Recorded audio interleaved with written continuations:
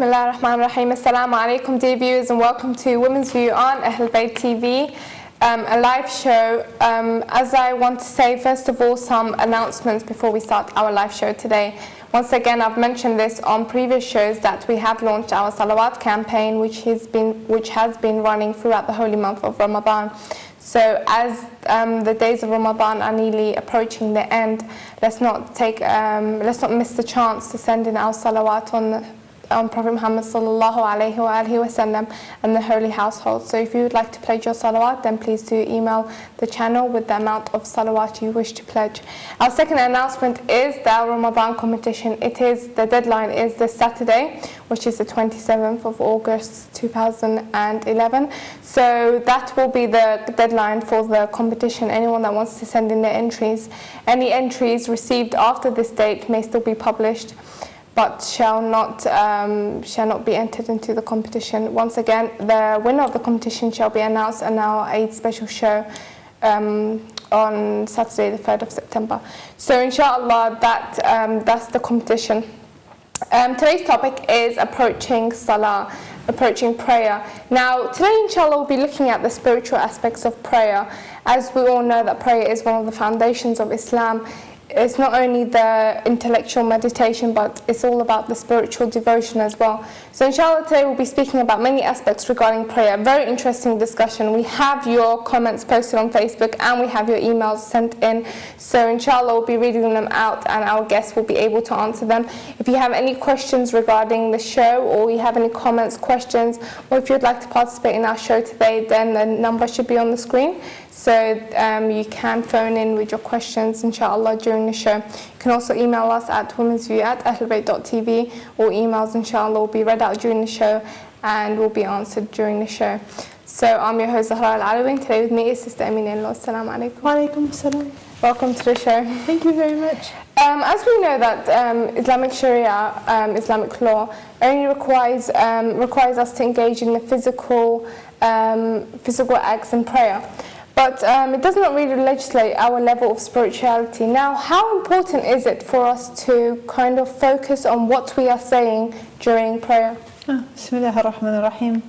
As we know, obviously, the purpose that we pray is to come closer to Allah Ta'ala, and like He says in the Holy Quran, to restrain us from bad or evil or ugly misdeeds, God forbid, and this sort of thing. So obviously it is about more than just the legalistic aspect, and for many of us it can sometimes take a lifetime to really gain this constant focus in our salat. Of course, legalistically speaking, the only time we really need to have that pure focus, and I mean by legalistically I mean in terms of Sharia, is when we're actually making the niyyah for the salat and doing the takbir. And it's been said by some of our ulama that Allah is merciful and He knows us, He created us, He knows that we can't always sustain that 100% throughout, so we are excused from the Sharia sense. But that doesn't necessarily mean that it's okay to be praying without the focus. We have a number of ahadith from the Holy Prophet and the Imams alayhimu salam which are reminding us of this. For example, it's related that once Imam Ali Zayn al-Abidin alayhi salam was saying his salat and he was wearing an abba and it slipped off. So it wasn't something that was necessary for wajib covering, that's a little bit different, but just his clothing slipped. And he left it and he continued praying. And so one of his companions asked him afterwards, and really it's surprising that the companion would ask, because we know how Ahlulbayt, peace be upon them, used to pray, absolute 100% involvement. For example, with Amir al-Mu'mineen alayhi salam, when did they say to take the arrow out of Amir al-Mu'mineen? When he was shot, when he was asleep, or when he was on anesthetics, whatever they took in that day? No, it was during his salat. So obviously for something as minor as fixing a piece of clothing, no one would ask why it's a big deal. But nonetheless, the companion asked, and hence the response is recorded, and the Imam says to him, "Woe be upon you! Do you not know that only the part of the salat in which the servant of Allah is paying attention in is the part that is accepted?" So the companion gets a little bit nervous. How would you feel? No, I'm not going to put you on the spot. How would you feel if someone told you that only the parts of your salat that you're concentrating 100% in are accepted? Inshallah, of course, that wouldn't be a problem for you, but for some of us, like myself, it can be an issue sometimes. So the companion got scared, and he said, "May I be your ransom, O my Imam, we are doomed. How are we going to handle this?" So the Imam comforted him, and he said that Allah has given us other ways to make up for it. For example, in the extra prayers, the nawafil prayers. But nonetheless, that doesn't change the fact that we do have a number of hadith saying that only the part of our prayer in which we are genuinely focused on Allah, and even fractions are sometimes given. Fractions are not a modern invention. For example, half, third, fourth, etc. Whatever part that we're engaged in is the part that Allah accepts. Of course, some people might say, well, if I'm not focused, then maybe I shouldn't bother praying at all. And as we know, that's not the right approach. If ideally, if we're going through a difficult situation or we're having a bad day, ideally our prayer should calm us through being closer to Allah. But we're not perfect people. So at the very least, if we're able to say our salat in these difficult circumstances, at least we avoid committing a sin. So we don't have the sin of abandoning the salat, and we are respecting the commandment of Allah. But always we should be aiming for that higher level. Definitely. Well, there was a question posted on Facebook that was connected to what you said about being connected to prayer and that concentration. Sometimes people lack the spiritual aspect of prayer and they don't have that spiritual devotion, even though they may do the physical acts and pray. There was a comment posted on Facebook which kind of relates to this, which is why I'm mentioning it. It's from Sister Huda Najat Mufid. She has two questions. Number one, what do you do if in the middle of the prayer you suddenly forget how many sujood you have done? And the number two, which is kind of connected, how can you concentrate more in prayer? Now those who are lacking the concentration and that spiritual devotion, which we could say is connected, how would you answer these two questions? Well, this will probably take up the rest of the show. It's a very big subject. With regards to the first issue, doubts in prayer are a very lengthy and complicated aspect of our fiqh. Since obviously Sister Huda has access to the internet, you can go to al-islam.org/laws to see some of the rulings on doubts in salat, or look at the website of the marja of your choice. But basically, there's obviously some different situations. If it's a recurring situation, which it sounds like it might be because people don't usually ask these things, if it's a one-time situation, then they do have a special provision in Islamic law for people who doubt a lot. So if you're doubting all the time, then you can just ignore that. Or if you are pretty sure that you've done it, you just maybe have a little bit of doubt, but in general you think you've done your sajdas properly, then that's fine. And also if you're done with them and you don't have any reason to think conclusively that you didn't do it, that's okay. Once we've concluded an act of worship, we don't need to go back if we're just having some lingering doubts about it. And beyond that, with regards to the details of your particular doubt, I would suggest looking at the detailed information in the books of Islamic laws on salat. Or, this is of course perhaps an entirely practical solution, get one of those clicker thingies. But it's not wajib to do that, and I'm not quite sure where we get them from. Maybe nowadays everything's on eBay anyway. But you do sajda on them and they tell you how many. Of course, this is not necessary because we have all of these things worked out in Islamic law, but just as something that might make it easier if this is a challenge. Anyway, back to the other question, concentration in salat. There are a number of aspects to this question. And there are things that have to do with what's going on during the salat and also what's going on in our lives outside of the salat. Because the salat is not like the TV set or a computer. You don't just turn it on and say, okay, now I'm going to pay attention, and then turn it off and be completely neglectful of Allah or spirituality or your soul for the rest of the day. It doesn't work like that. We have to sort of maintain some sense of spirituality throughout the rest of our life, even if it might be more intense during the salat. But with regards to what we're doing when we are actually praying, there's basically two sources of distractions. There's the things that are outside of us, so external distractions, and there's the things that are inside of us, the ones in our heart or in our mind, the inner distractions. And we should not neglect the effect of external distractions, although they're generally easier for us to deal with. I mean, there are sometimes situations where we can't do anything about our immediate environment, and I don't know, children crying and neighbors blasting their TVs or arguing or whatever. But it is good as much as we can to try to put ourselves in an environment where we will not be distracted. And on the one hand, that does include things like sound, whatever it happens to be, pictures that are distracting, things that are distracting just in terms of the fact they're sensory distractions, turning off the TV, for example, turning off the computer.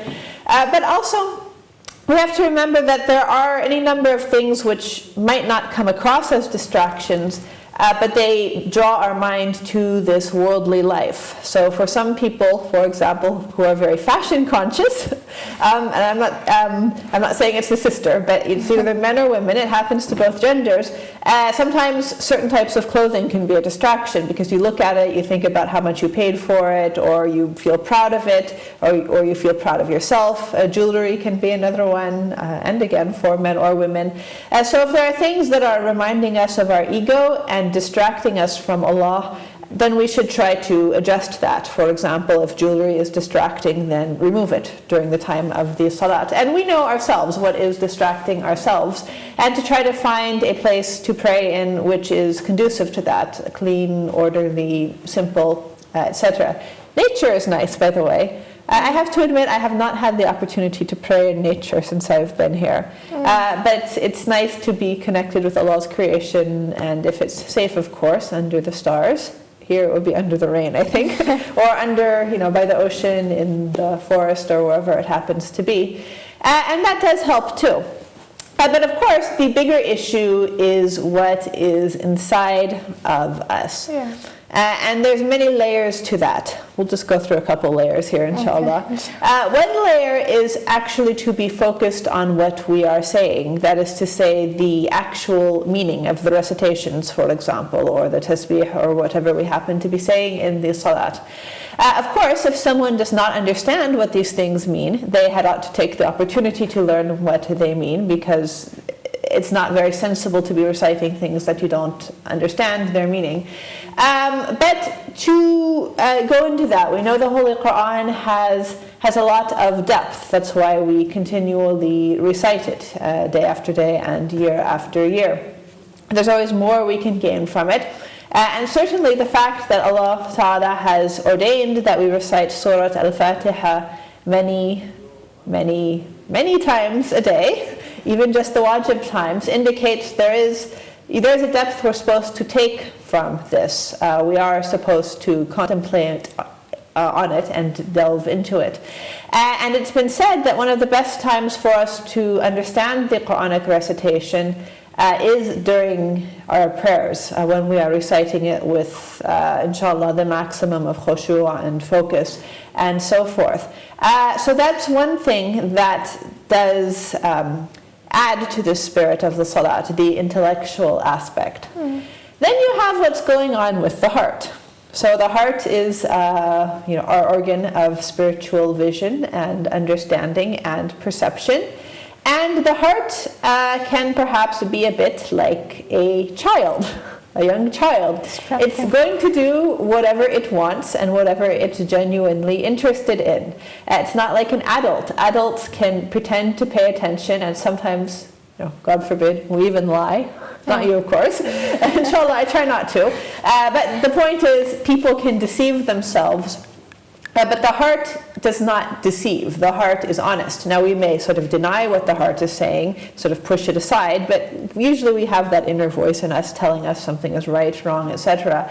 So during the salat, the heart is going to pay attention to whatever is important to it. So if the heart has been busy with all sorts of other things all day, and they may be halal things, or at least neutral things, mubah things, or they may be, God forbid, haram things, haram music or whatever it happens to be. It's not going to be easy to disengage the heart from those things when you stand for prayer. It's going to continue focusing on what is important to it.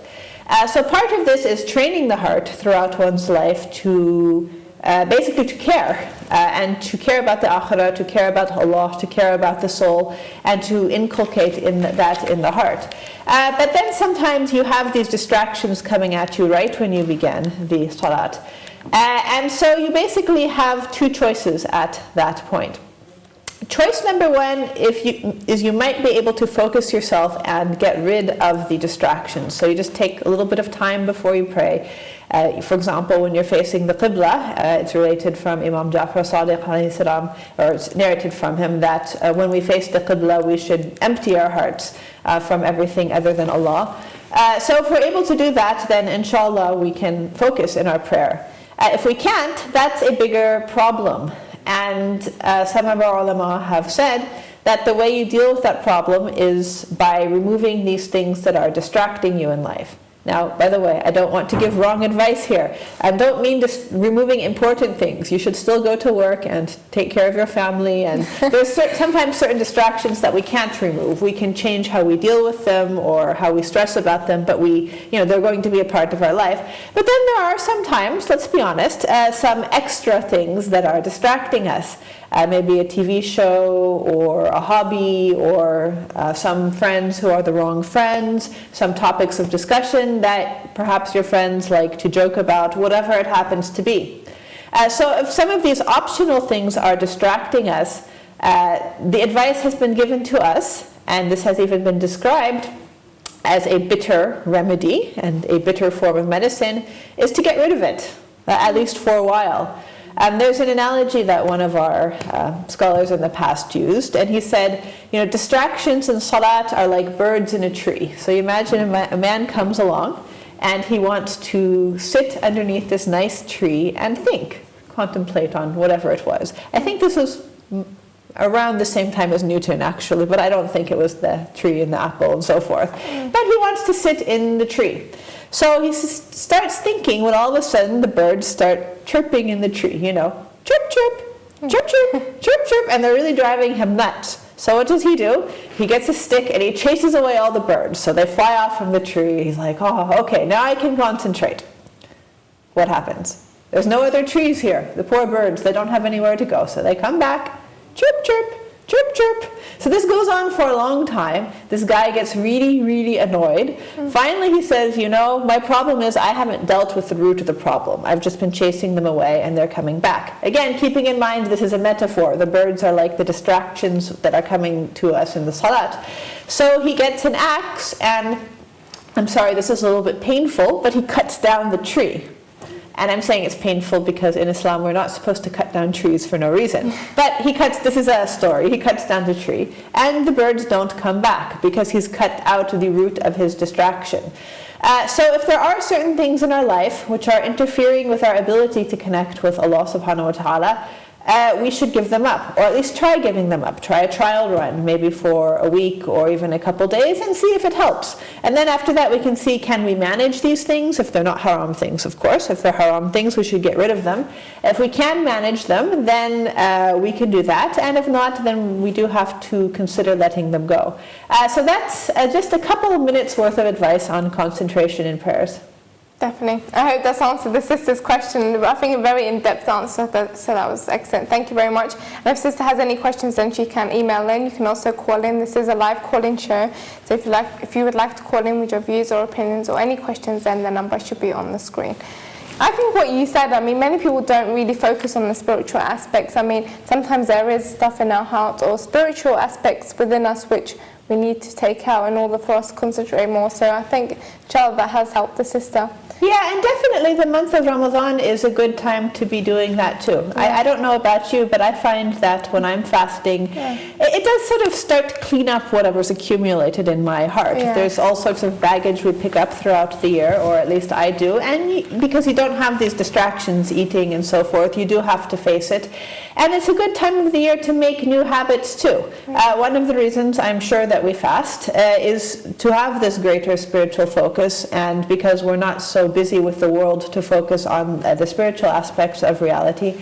So this can also help us, inshallah, and it is an ideal time of the year to refocus on our salat as well. Inshallah, I agree with you. Ramadan is the perfect time to kind of purify ourselves and get rid of that. Now moving on, I mean, when we hear the call of prayer, that's something unique about Islam, and many people that have come to Islam have said, the call of prayer.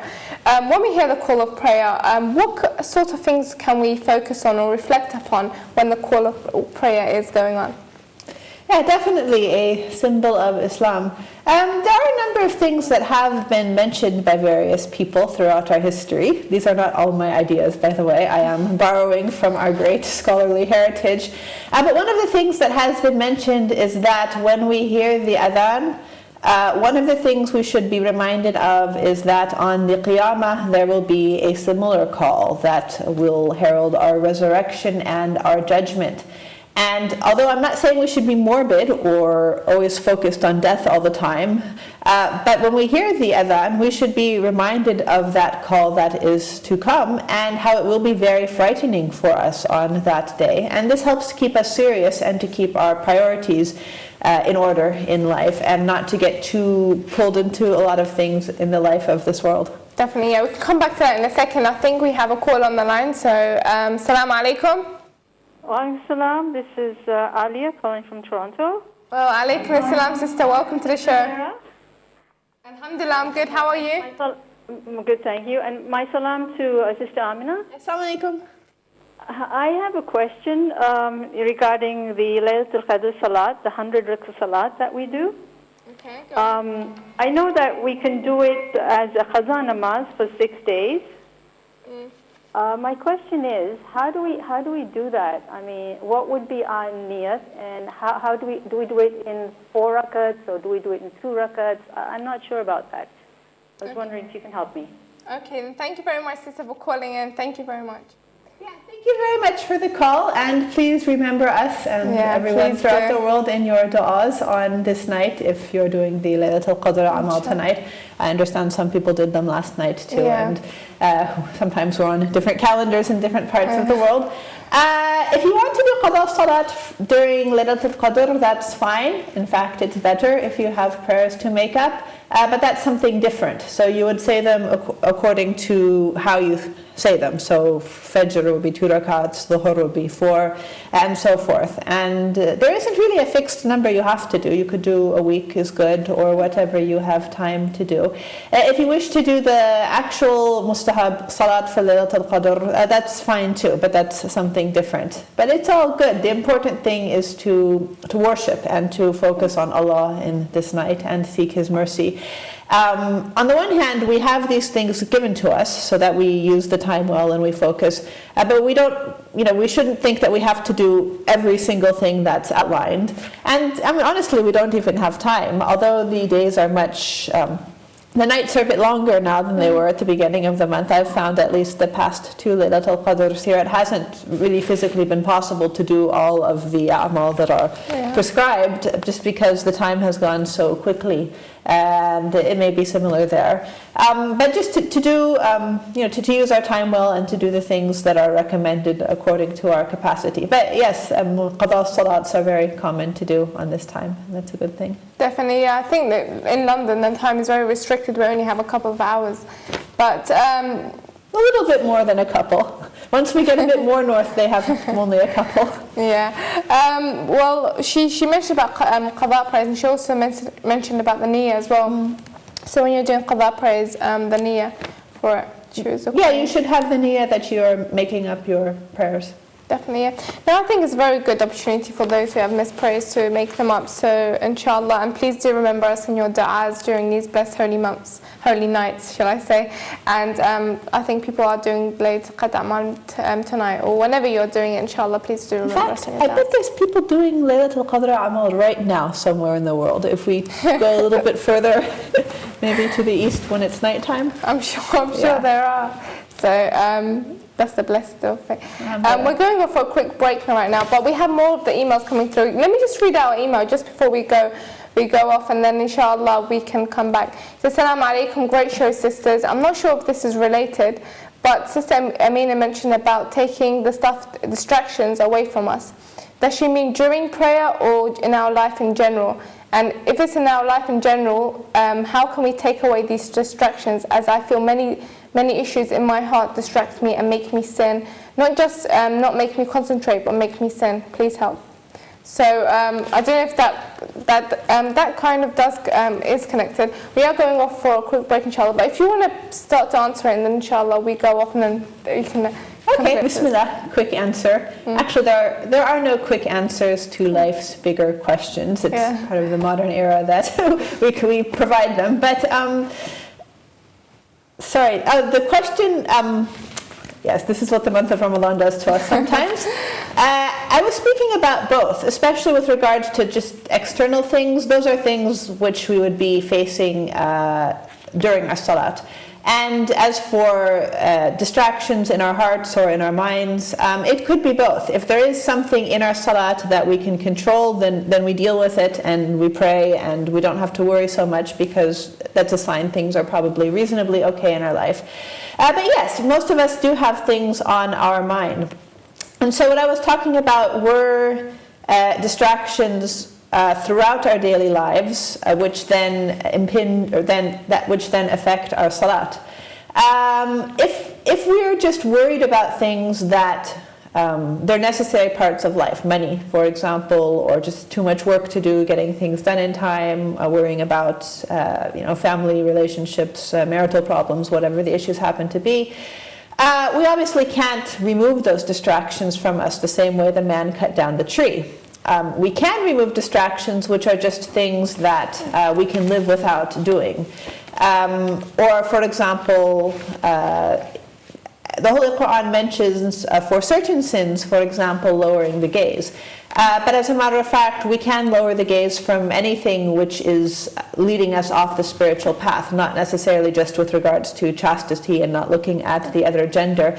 So being responsible and aware of ourselves in order to sort of decide for us what is good for us to engage in or pay attention to or look at or listen to, and what's not. Definitely. We'll come back to that just in a second. Sorry to cut you there. We're just going off for a quick break. Inshallah, for the sister that did email in, Sister Amina will complete the question after the break. So join us in a few minutes. Wassalamu alaikum wa rahmatullahi wa barakatuh.